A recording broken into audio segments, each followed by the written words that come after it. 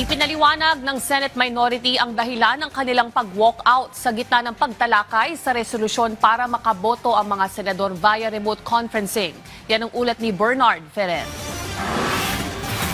I'm not taking sides. 5 p.m. Monday. And we will adjourn session. Maagang nag-adjourn ng Senado nitong Martes matapos mag-walkout ang mga senador ng minority bloc bilang protesta sa tangka ng majority bloc na amyenda ng Senate rules kaugnay ng remote participation at electronic voting. Na sa kanilang pag-alis na wala ng quorum ang plenaryo.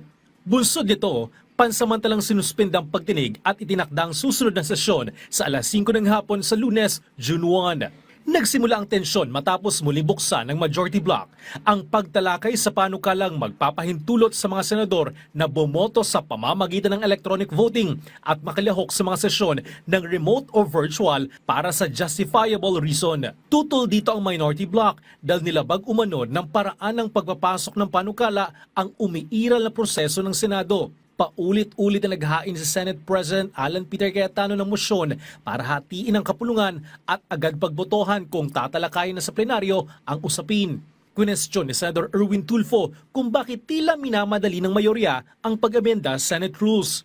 Madam President, my question is, why is the majority in such a hurry to tackle this motion? We need answers in the minority. Madam Chair. Or is it because, Madam Chair, they're in a hurry because of news reports that probably two of our colleagues might land in jail this weekend? Is that the reason why? Tinawag naman ni Senador Jingo Estrada na uncalled for ang pahayag ni Tulfo. Sigurado ba siya? Meron ba siyang contact sa taas o sa korte? I think that that comment was uncalled for. Hindi ko alam kung bakit how he came up to that conclusion. Sa inilabas sa joint statement ng minority bloc, ipiniliwanag nila na nag-walkout sila dahil ang nangyari sa plenaryo ay misulang hindi na maayos at balanseng deliberasyon. Anila, ang panukalang pag-amenda sa rules ng Senado ay may direktang epekto sa paraan ng pagdalo ng mga senador sa sesyon, pakikilahok sa mga pagdinig, at pagtupad sa kanilang mandato sa pamamagitan ng remote o virtual na paraan. Dahil dito, iginit nilang nararapat ito na dumaan sa bukas at masinsinang talakayan at hindi minamadali ng mayorya. Sinabi rin ng minority bloc na bukas sila sa diskusyon sa plenaryo pero dapat umanong mabigyan ng pagkakataon ng lahat ng miyembro ng marinig at hindi lamang sundin ang kagustuhan ng mayorya.